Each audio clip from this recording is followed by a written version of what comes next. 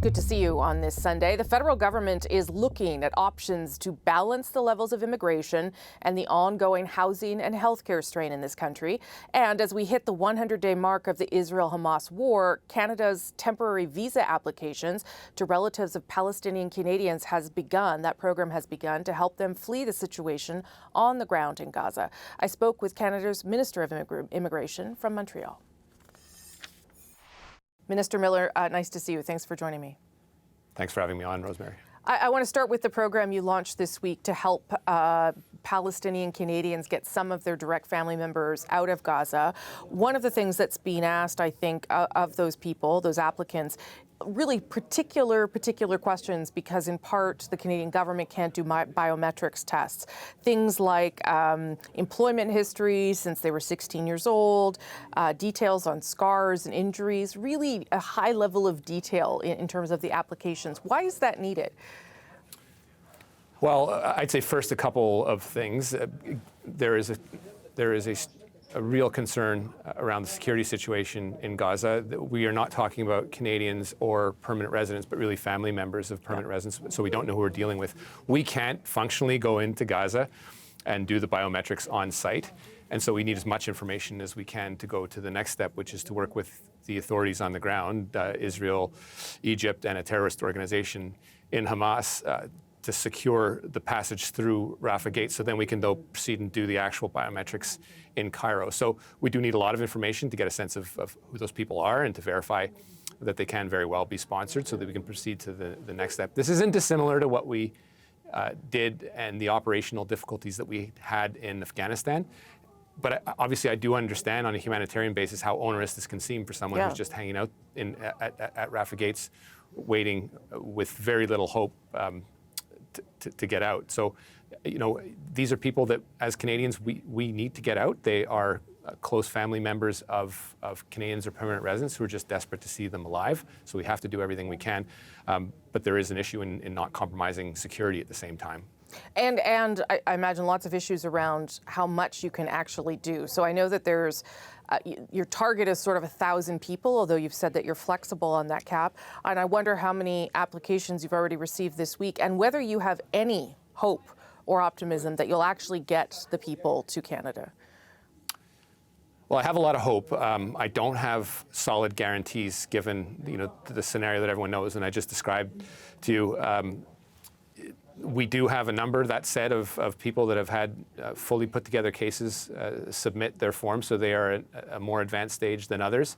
A lot of interest, but you know, it's a question of really dotting the I's, crossing the T's, getting the paperwork done, getting the relationship with government officials going so that we can really advocate for their passage through Rafah. And again, the big uncertainty for us is really getting them through that checkpoint, that the window to which has been very tenuous in opening and closing with no particular rhyme or reason at times when we were trying to get our own citizens or permanent residents out. So I hate giving people false hope. We need to have hope in this situation because there are people dying. It's a war zone. But again, we need to make sure who we're getting when we get out.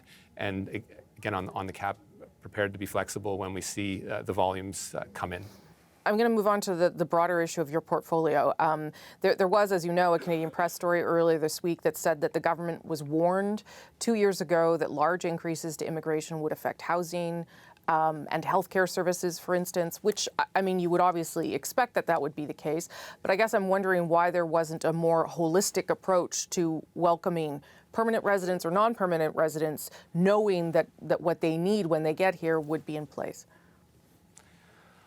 Yeah, and this is a very complex issue. It is not obviously not surprising when we have discussions around the cabinet table on immigration volumes. They are very, very robust conversations at cabinet and at caucus, frankly, and with Canadians. Housing has and continues to be a concern, acutely so now with in a post-COVID scenario with the increase in interest rates, with supply challenges, but also just affordability challenges, people paying their mortgages at the end of the month or the end of a couple of weeks. So this issue has become a lot larger than it was even 2 years ago, knowing that this is a challenge that has been there for about 30 years, has been growing for about 30 years. And so the answer to that is multifold and complex, and I would really beware of people giving you easy answers to this. But it goes with it goes with looking at what our immigration levels are, whether it's permanent immigration or temporary, that latter being of some concern and something I'm going to act on this year, and making sure that people aren't, and the volumes aren't creating that supply challenge. But it isn't immigrants that raised interest rates, but volume is volume, and it's something that we need to look at. So non-permanent residents, so people understand what that entails, that's international students, asylum seekers, temporary foreign workers, all sort of fall into that category. They represent about 60% of immigration into Canada. As you just said there, that'll be the work, you're going to do some work on these kinds of things in the year ahead. Does that mean perhaps changing the targets that you have in place to temper the pace of non-permanent residents? Yeah, and I think the challenge with the non-permanent resident targets is there are none. We have to take a look at that and rein it in many areas, but we need to be clear about what that means exactly. There's a Desjardins report that you've no doubt seen that says tailing back some of that temporary foreign worker, those volumes could make a recession even worse. So we have to be clear about what we're talking about. Some of that those temporary people are Ukrainians fleeing Russian aggression, and so we wouldn't want to send them back. We need to do this in a humane, humanitarian way. Well, on the international students, you made some changes back in December. I wonder if there is a conversation happening with post-secondary institutions about their responsibility in making sure that they have the housing to provide to those students, that it not just be, them out there looking for something, but that is contingent upon their acceptance. Yeah, and I don't want to be crass about this, Rosemary, but the federal government's the only actor here not making money off this. Designated learning institutions, post-secondary institutions have been largely filling gaps in post-secondary underfunding, which is entirely in provincial and territorial responsibility. And they're smart, and so they did this the right way by going abroad, looking for some talent that is prepared to pay the money to come to Canada to get an exceptional education.